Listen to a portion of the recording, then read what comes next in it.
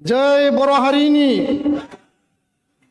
बारा गोसा खोनायाखै ओरै एक्जिबिशनाव बिराद बुरजा दङ बिनि 3 गुन मानसि दङ खोनाहैनांगोन जय बर' हारिनि बर' थुनलाइ आफाद जिउ लावथों बर' थुनलाइ आफाद थांनानै थाथों बर' राव गेवलांथों बर' राव गेवलांथों जय बर' हारिनि बर' थुनलाइ आफादनि 64थि बोसोरारि जथुम्मा आरो बे दैमु नोगोराव खुंनाय डिमाकुसि उदालगुरि जिल्लानि जारिमिनारि ओंथिगोनां मेहेरगोनां सानब्रैनि हाबाफारिनि दिनै गेवलां मेल एबा जोबथा हाबाफारि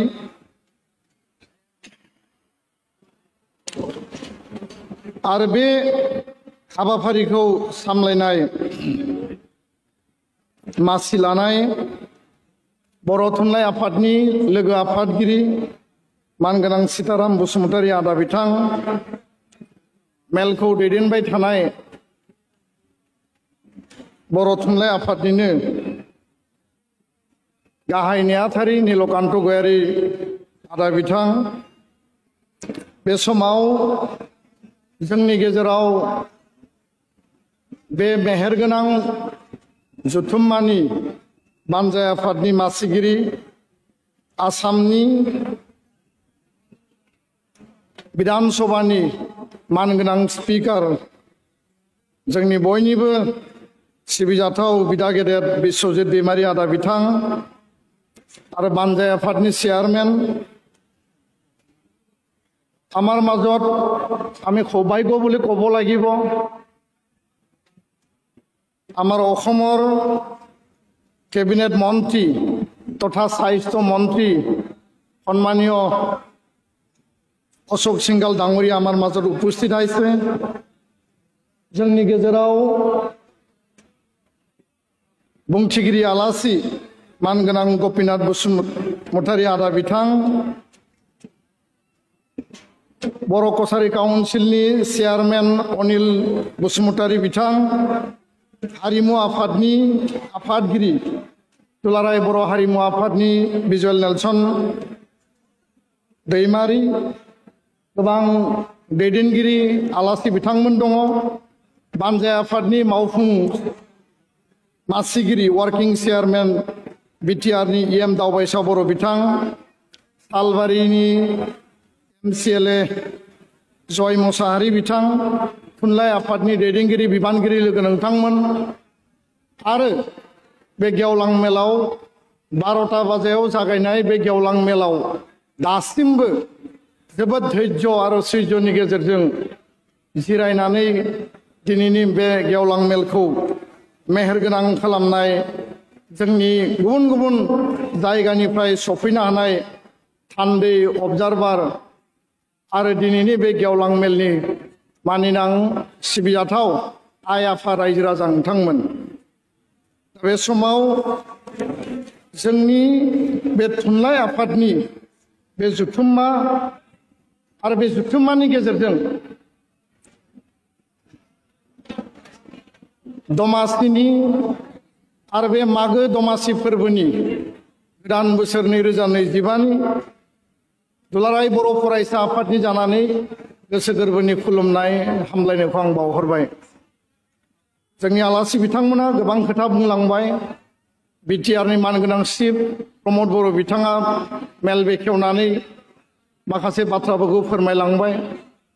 गिबि मन्थ्रिनि जायगायाव बिथांजों दैथायहरजानाय आसामनि केबिनेट मन्त्रि पीयूष हाजरिका बिथाङा माखासे गोबां खोथा बाथ्राखौ बुंलांबाय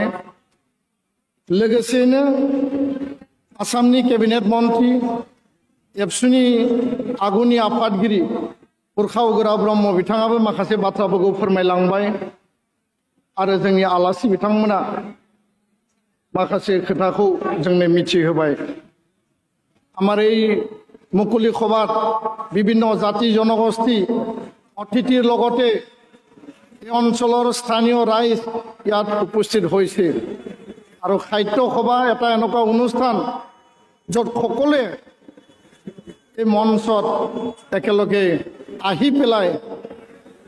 আমাৰ সমাজৰ সকলোকে শ্ৰদ্ধা সকলোকে যি আমাৰ সমন্বয় সকলোৰ লগত শান্তিৰে বসবাস কৰা এটা নিদৰ্শন সকলোৱে দাঙি ধৰে সমান গোনাं ৰাইজো जांथांमोन आं बारा गिदिर गिदिर खोथा बुंनाय नङा आंनि मोनदांथि दुलाराय बर' फरायसा आफाद बर' थुनलाइ आफाद जोङो ज'ज'यै फैसा गरसेनि मोखां आरो बिखुं बायदि थुनलाइ आफादा मोनसे पेरेन्ट अर्गेनाइजेशन माहारिनि जातीय आफाद जौसिन आथालाव थानाय आफाद आरो बे पेरेन्ट आफादखौ जुदि जोङो शक्ति होनांगौ गोहो होनांगौ जोंनि मोननांगौ जोंनि जिखिनि दाबि दावा दुलाराय बर' फरायसा आफादा लाइमोन शक्ति हिसाबै सेंग्रा सिख्लानि फरायसा फरायसुलिनि आफाद हिसाबै थुनलाइ आफादखौ 1952 मायथाइयाव थुनलाइ आफादा जोनोम जादों 1967 मायथाइयाव दुलाराय बर' फरायसा आफादा जोनोम जादों आरो जों जोनोमनि उननिफ्रायनो मदद होबोदों गुबुन गुबुन हारि माहारिनि रावनि जायफोर थुनलाइ आफाद दङ आरो आसामाव आं मुं लानो नागिराखै आसामनि जाय देरसिन थुनलाइ आफाद जाय हारिनि रावा दिनै क्लासिकेल लेंगुवेज मोनहैबाय जाय हारिनि रावा दिनै 8 सिडुलाव दङ जाय हारिनि रावा दिनै आसामनि सरकारि राव अफिसियेल राव बे हारिनि थुनलाइ आफादनि जुथुम्मायाव आं बिथांमोनखौ थाथा होनो नागिराखै किन्तु बिथांमोननि मेल मिटिंआव बेबायदि अपेन सेसनाव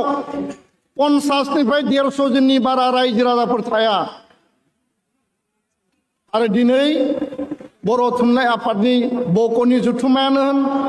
दैमु नगरनि जुथुम्मायानो होन आलायस्रि फोथार पाटगाव क'क्राझाराव जानाय जुथुम्मायानो होन बासुगाव जानाय जुथुम्मायानो होन आंनि जिउआव फरायसा समनिफ्राय दिनैसिम थुनलाइ आफादाव जेसेबां आङो बाहागो लानो थाखाय खाबु मोनदों हाजार हाजार आइ आफा रायजो राजा बिथांमोना बर' थुनलाइ आफादनि जुथुम्मायाव फैयो आरो बिनि मोनसे मोजां बिथिङा बेनो मोनसे जारिमिन जे बर' थुनलाइ आफादा बर' हारिनि आत्मा बर' थुनलाइ आफादा बर' हारिनि जिउ आरो जाय थुनलाइ आफादनि गेजेरजों जयभद्र हागजेट सनाराम थाउसेननिफ्राय जागायनानै जगेन्द्र कुमार बसुमतारी बिजोंनि फायखि जाय बर' मिडियाम गायसननायनि थाखाय खामानि मावदोंमोन बिनि उननि समाव बिनेश्वर ब्रह्म बिनि उननि समाव बिहुराम बर' बिनि उननि समाव ब्रजेन्द्र कुमार नार्जारी ब्रजेन्द्र कुमार ब्रह्म बिनि उननि समाव दिनै फैयै फैयै तरेन बर'निफ्राय जागायनानै मानगोनां थुनलाइ आफादनि दानि आफादगिरि डक्टर सुरत नार्जारी बे भेटेरेन बे गागि थुनलाइगिरि लिरगिरि आरो थुनलाइ आफादखौ दैदेनग्रा बेबायदि गिदिर गेदेमा सुबुंनि नेतृत्वआव बर' हारिया दिनै बे आथालाव सफैदों दा बेखायनो मानगोनां रायजो राजा बिथांमोन 100 बोसोरनि जारिमिन जुदि जोङो रायखांनांगौब्ला जोंनि बानजाय आफादनि चेयारमेन मानगोनां स्पिकारा बर' हारिनि जारिमिनखौ बेखेवदों 5000 बोसोर बैसोनि गोलाव जारिमिनखौ बेखेवदों आं बै समसिम थांनो नागिराखै अन्थाइ मुगायानो जा प्रागज्योतिषपुरनि जोंनि रायजो खुंनाय कामरुपायाव जोंनि रायजो खुंनाय बे बिथिंसिम आं थांनो नागिराखै नाथाय थांनाय उदांस्रिनि सिगां बिबार मुगानि सम अलंबार मुगानि समनिफ्राय लानानै दि कसारिस रेभारेन्ड सिडनी एन्डेलनिफ्राय जागायनानै बे 100 बोसोराव बर' हारिनि राव बर' राव जि रावनि गेजेरजों बर'आ आइडेन्टिटि मोनबाय जाय रावा हाजार हाजार बोसोरावबो बर' हारिनि बर'नि खुगायाव बर'नि जिउ खुंनाय संसार जानायनि जिबनाव सोरनिबा नङा सोरनिबा खुगायाव थांनानै दङमोन बे गोमालाङाखैमोन जायगा जायगा जोङो बर' राव रायलायनो बावगारदोंब्लाबो माखासे रावनि डमिनेन्टआव जोङो एसिमिलेसन जालांदोंब्लाबो बर' रावा गोथाङै बबेबा खनायाव बबेबा गामियाव जोंनि आबै आबौ जोंनि आयं आनै बिथांमोननि खुगायाव गोथां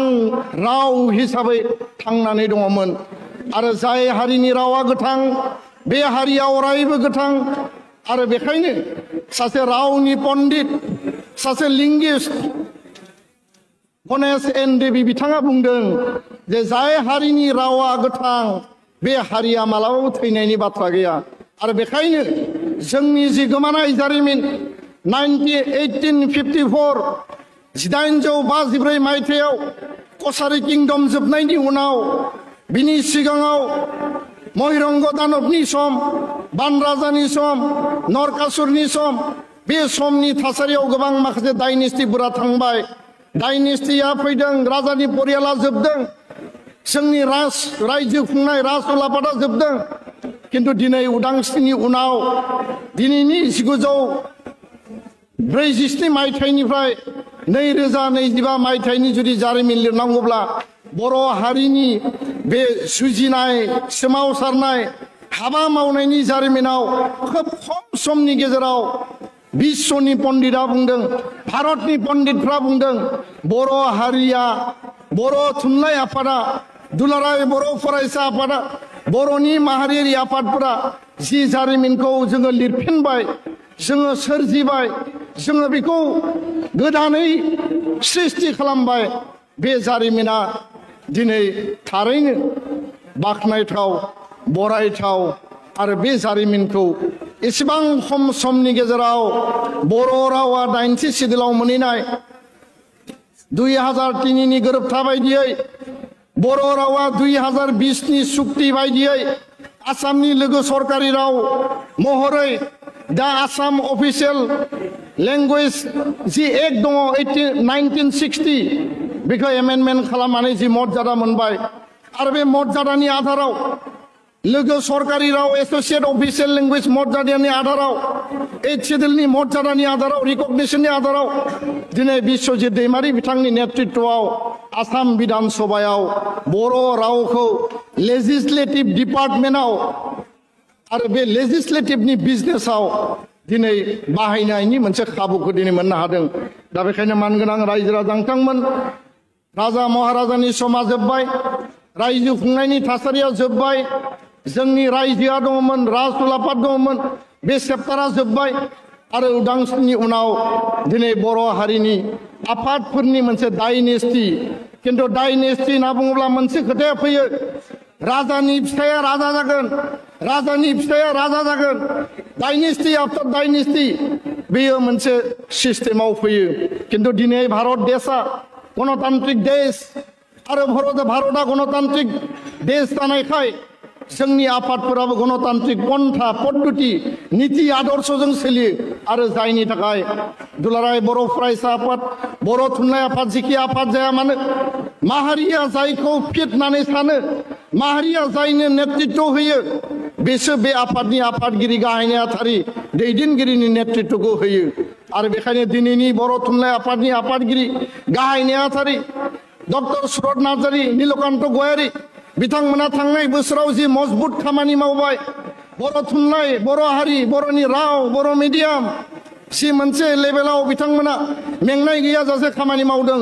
दिनैनि आइ आफा रायजो राजा नोंथांमोनखौ खावलायदों बिथांमोनखौ साबायखर बावनानै गोबार आखाइ खबना होनांगौ आं बयखौबो खावलायबाय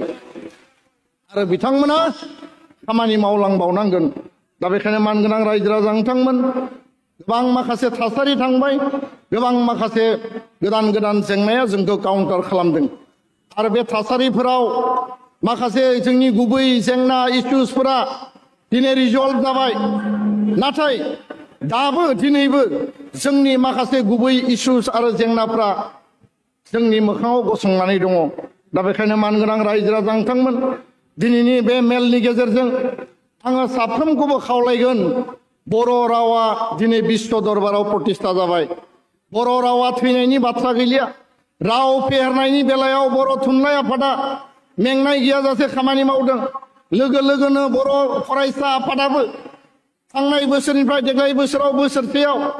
16टा आसामनि सेन्टाराव सराइदेवआनो जा जोंनि गुबुन गुबुन जायगायाव साउथ कामरुपाव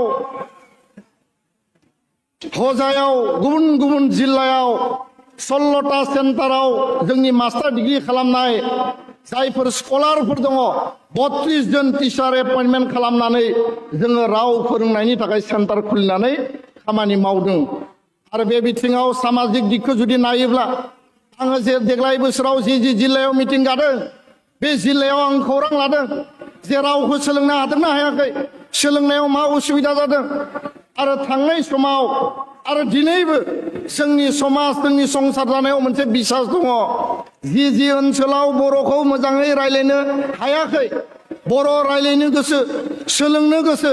बुजिनो गोसो बे मानसिफोरा मालाबा गामियावनो सिद्धान्त लायो नखराव थांखि लायो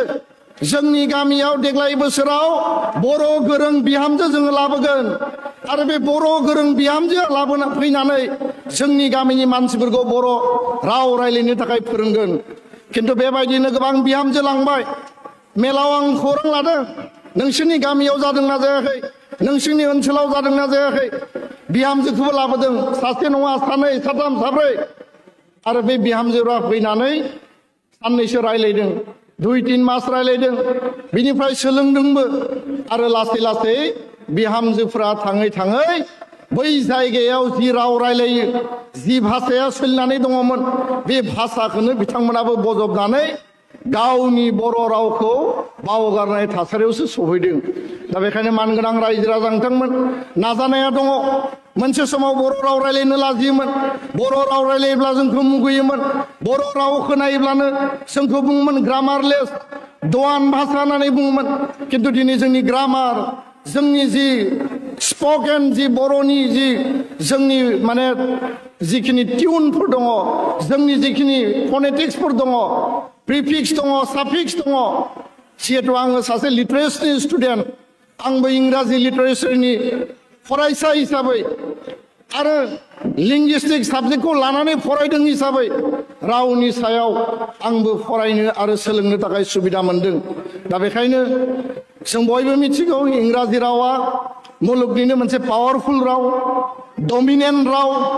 इंराजि रोंनाया कम्पालसरि नङा किन्तु इंराजिखौ रोंनांगौ इंराजि रोङाबा नों थैगोन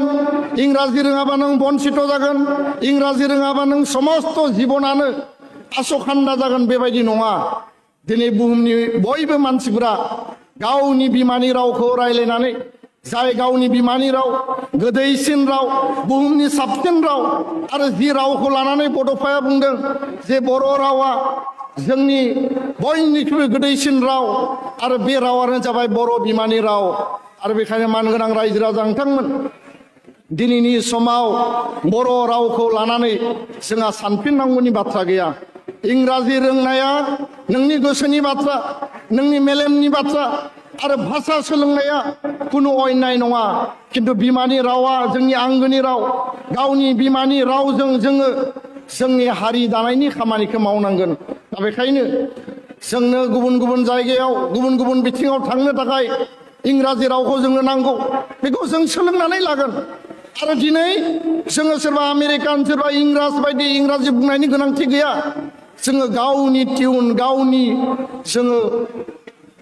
बिथिंजों जों इंराजि बुंनो हाबानो जायो लिरनो हाबानो जायो बेखायनो मानगोनां रायजो राजा नोंथांमोन दिनै आसामाव असमिया सरकारि राव 1 नम्बर राव आरो बर'आ 2 नम्बर राव অসমত অসমীয়া ভাষা ৰাজ্যিক ভাষা আৰু বড়ো ভাষা সহযোগী ৰাজ্যিক ভাষা অসমত অসমীয়া ভাষা 1 নম্বৰ ভাষা আৰু বড়ো 2 নম্বৰ ভাষা বিটিআৰত বড়ো ভাষা চলিব সমান্তৰালভাৱে অসমীয়া ভাষা চলিব আমি কোনো ভাষাৰ বিৰুদ্ধে নহয় আমি কোনো ভাষাক হিংসা নকৰো আমি কোনো ভাষাৰ অন্যায় নিবিচাৰো আৰু এই কথা মই স্পষ্টভাৱে কৈছো বড়ো সাহিত্য সভাৰ লগত আমি আলোচনা কৰিছো সঘনাই আমি আলোচনা কৰিছো আৰু অতি বিশ্বাসেৰে মই ক'ব পাৰো মই বহুত আত্মবিশ্বাসী যে বড়ো জাতি বড়ো সমাজ বড়ো ছাত্ৰ ছাত্ৰী আমি 3 ল্যাঙ্গুয়েজ ফৰ্মুলাৰ যোগেদি আমাৰ শিক্ষা আমাৰ জ্ঞান আমি আহৰণ কৰিব বিচাৰো এই প্ৰযুক্তিৰ যুগত সায়েন্স এণ্ড টেকনলজিৰ মেডিকেল সায়েন্স স্পেচৰ কথা আমি জানিব লাগে আৰু এই সময়ত আমি মাতৃভাষা বড়ো ভাষা ইংৰাজী ভাষা ৰাষ্ট্ৰভাষা হিন্দী শিকি পেলাই আমি আগুৱাই যাব বিচাৰোঁ আৰু সমান্তৰালভাৱে ভাষা জ্ঞান ভাষা কোৱা ভাষা শিক্ষা মাধ্যম হিচাপে নহয় আন আন ভাষাক আমি শিকিম আমি আলোচনা কৰিম ব্যৱসায়ত হস্পিটালত আমি কোৰ্ট কাছাৰী অফিচত ৰাজ্যিক ভাষা হিচাপে আমি প্ৰয়োগ কৰি পেলাই আমাৰ যি মৰ্যাদা আমাৰ যি সন্মান আমাৰ আনটো ভাষাৰ প্ৰতি আমাৰ যি সন্মান আমাৰ যি এটা একে মৰ্যাদা আমি দিব লাগে সেই কামটো আমি সদায় কৰি যাম बेखायनो मानगोनां रायजो राजा नोंथांमोन भाषाक लय केতিয়াबा केতিয়াबा बडलेण्ड अञ्चলত সদায় বিতর্ক থাকে অসমীয়া ভাষাক লিখা নাই বড়ো ভাষাক লিখা নাই এইটো অফিসত অসমীয়া ভাষা নাই এইটো অফিসত বড়ো ভাষা নাই সেই কথাবিলাক সদায় আমাৰ বিতৰ্কৰ এটা থাকেই যাক লৈ পেলাই বিভিন্ন সময়ত ৰাজনীতিক ইস্যু এটা হিচাপে হৈ গৈছে এটা সময়ত এইটো এটা ইস্যু হিচাপে বিভিন্নজনে বিভিন্ন ৰাজনীতিক পন্থাৰে কাম কৰিব বিচাৰিছে সেই কথাটো আমি কেতিয়াও বিচৰা নাই আমি বিচাৰিছো সমমৰ্যাদা সম অধিকাৰ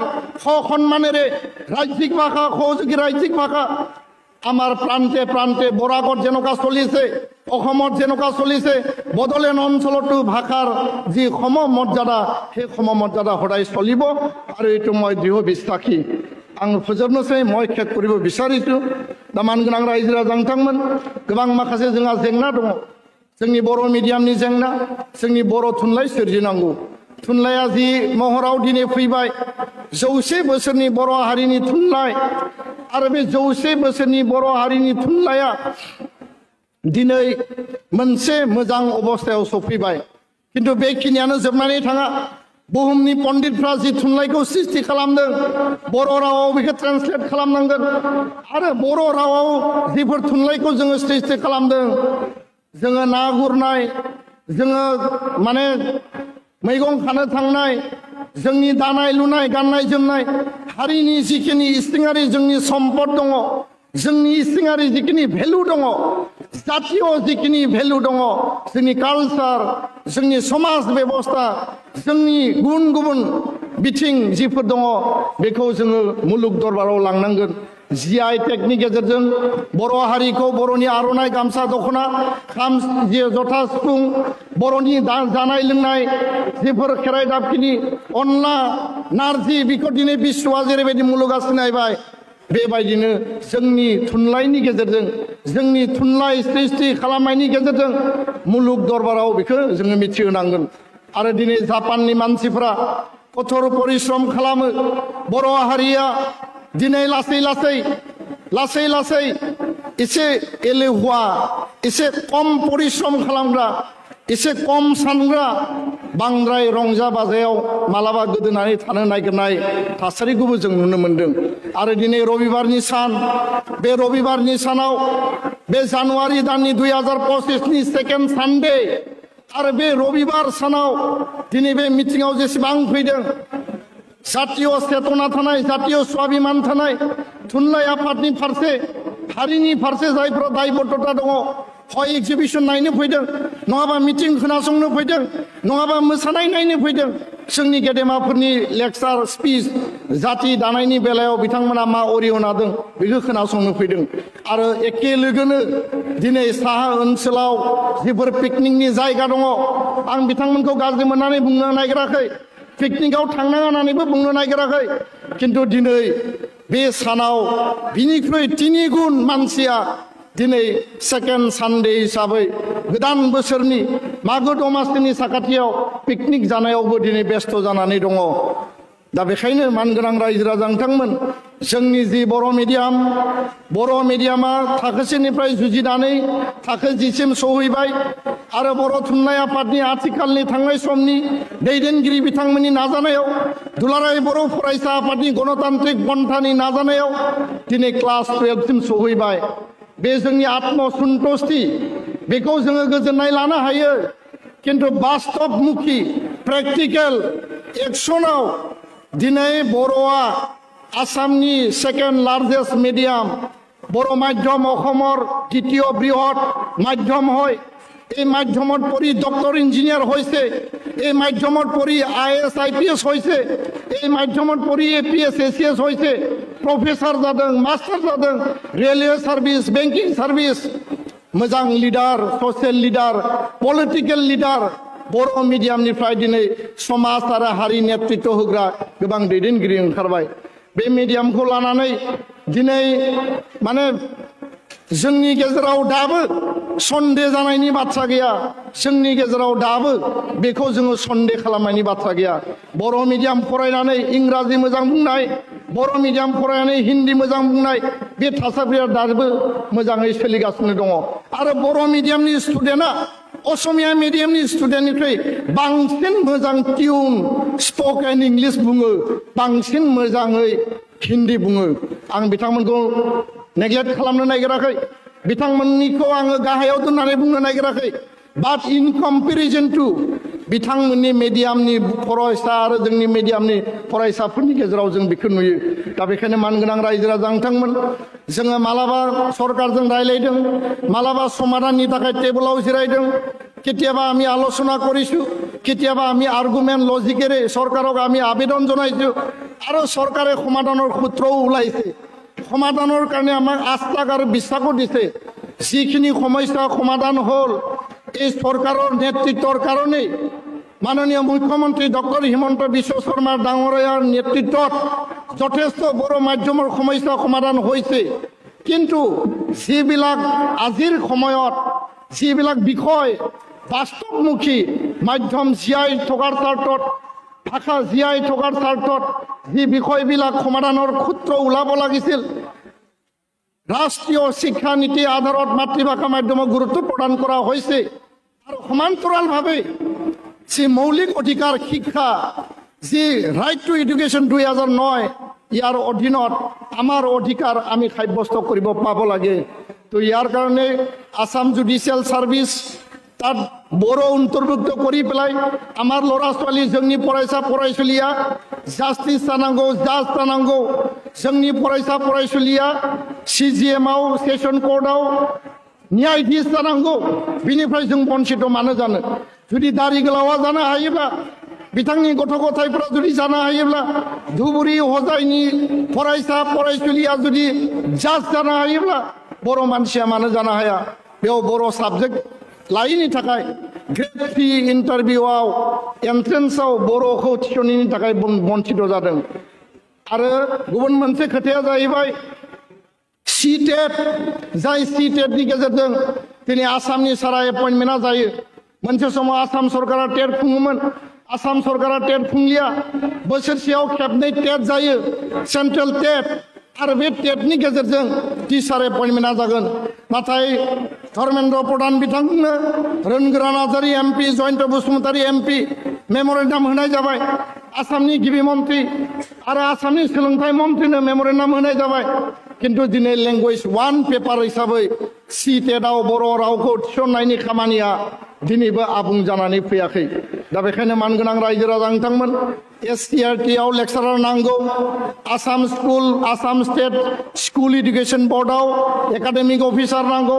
टेक्सटबुक पाब्लिकेशन एंड प्रोडक्शन कर्पोरेशनाव एकाडेमिक अफिसार नांगौ जोंनि कुइसन पेपारा मोजाङै ओंखारनांगोन जोंनि टेक्सटबुकआ मोजां जानांगोन आरो लोगोसेनो जोंनि फिउचार बर' मिडियामनि स्कुल प्रभिन्सियलाइजेशन 10टा कलेज लाबाय हाई स्कुल हायर सेकेन्डारि खालामनांगौ एलपि एमइ खालामनांगौ सुक्तिया 5 बोसोर जाबाय माखासे दफाखौ मावफुंदों किन्तु दिनै बिथांमोना बे दफाफोरखौ मावफुंनायाव लेहेम खालामदों आगन्तुक फेब्रुवारि माहत অসমৰ বাজেট সেশন আছে ইয়াৰ অধ্যক্ষ ডাঙৰীয়া আছে আৰু আমাৰ স্বাস্থ্য মন্ত্ৰী ডাঙৰীয়া আছে তেওঁলোকক মই অনুৰোধ জনাম চৰকাৰত যদিও আছে আমাৰে দাদা আৰু দাদা বিলাকে সদায় এটা জাতি জনগোষ্ঠীৰ যি আশা আকাংক্ষা আমাৰ যি হোপছ এণ্ড এছপিৰেশ্যন সদায় এইটো সমাধানৰ ক্ষেত্ৰত নেতৃত্ব ল'ব লাগে আৰু এই ক্ষেত্ৰত মুখ্যমন্ত্ৰী ডাঙৰীয়াও পজিটিভ কিন্তু কেতিয়াবা আমাৰ কিছু কথা কিছু যিবিলাক সমস্যা যিবিলাক জাতীয় জীৱনৰ লগত মাধ্যম ছাত্ৰ ছাত্ৰী আমাৰ শিক্ষাৰ্থীৰ লগত জড়িত বিষয় কেতিয়াবা চৰকাৰে বহু সমস্যাৰ মাজত সেই সমস্যাটো দিলে কৰে কেতিয়াবা পাহৰি যায় বেখানে মানগোনাं रायजो राजा नोंथांमोन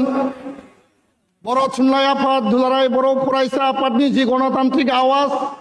आरो बे गणतान्त्रिक पन्था गणतान्त्रिक देशआव जोङो आन्दलन खालामनो हायो सोमावसारनो हायो जोंनि आवाज जोङो मालाबाबो बुथारनो नाङा जों मालाबाबो फोजोबनो नाङा थांनाय 8 तारिखआव जोङो सरकारखौ मुर्दाबाद जिन्दाबाद होआखै सरकारक আমি গালিগালাজ করা নাই জিন্দাবাদ মুর্দাবাদও করাই নাই এটো আমার আবেগৰ কথা নহয় আমার জাতির জীবনের লগত কথা আমি এনে গালি পারিম বলে কাকবা গালি পারিলে নহব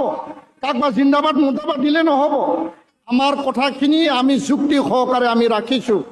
আৰু যুক্তি সহকারে সন্মানে এই কথাটো রাখার বাবে আজি সেই 8 তারিখত আমার যি সিড এন্ড ডেমনস্ট্রেশন ধর্ণা কার্যসূচী আছিল একেদিনাই সরকারে সঁহাৰি জনাই পেলাই শিক্ষামন্ত্রী ডাঙৰীয়া আমাক চিঠি দিছে আৰু 17 জানুৱাৰীত 10 বজাত অসমৰ দিছপুৰত থকা শিক্ষা বিভাগৰ সভা কক্ষত নিখিল বড়ো ছাত্ৰ সন্থা আৰু বড়ো সাহিত্য সভাৰ লগত আলোচনাৰ কাৰণে আমাক আমন্ত্ৰণ জনাইছে दा बिनि गेजेरजों मानगोनां रायजो राजा नोंथांमोन जेलानो सोमावसारो जोंनि खोथाखौ सरकारा खोनासङो आरो नोंथांमोना मिथिगौ जे मालाबा मालाबा बेबायदि पन्थाबो लानो गोनां जायो दा माइनि सम माइ हाखांबाय दुब्लियाव नारा गोजा माइ दुब्लियाव एन्जर थायो गोदोनि जोंनि ट्रेडिशन मथे जोंनि मानसिफ्रा एन्जर जावनानैबो मालाबा जोङो शिकार खालामोमोन आरो एन्जर गुदुंखौ जावनानै एन्जरखौ मोनाब्ला माइ जिगाबजों बेयाव धुङा सोनानै होयो आरो एन्जरा बारननानै खारो बे नीतिजों बर' थुनलाइ आफाद दुलाराय बर' फरायसा आफादा जि हाबा मावबोदों जोङो मालाबा बे पन्थाजोंबो थांनानै सरकारखौ बाध्य खालामनो हादों दा बेखायनो सरकारजों सावरायनाय रायलायनाय समाधान खालामनाय आन्दलन गणतान्त्रिक पन्था बे माहारियारि आफादनि नीति आदर्शनि आधाराव गोलैयो आरो बे मोनसे डिसिप्लिननि आधाराव गोलैयो आरो बेखायनो बे खोथा बाथ्राखौ लानानै जों उननि समाव खामानि मावगोन आं गोलाव बाथ्रा बुंनो सानाखिसै दुलाराय बर' फरायसा आफादा बर' थुनलाइ आफादजों जों जेब्लायबो थैथां नांजाबनानै थागोन थैस' थांस' बर' थुनलाइ आफादनि खैदां खैफोद जेंना जेंसि आफाद हिसाबै राव हारिमु थुनलाइनि खामानि मावनायाव बिजोंनि खामानि मावनायाव जों जेब्लायबो जोङो गसंफानानै जोङो सेंग्रा लाइमोन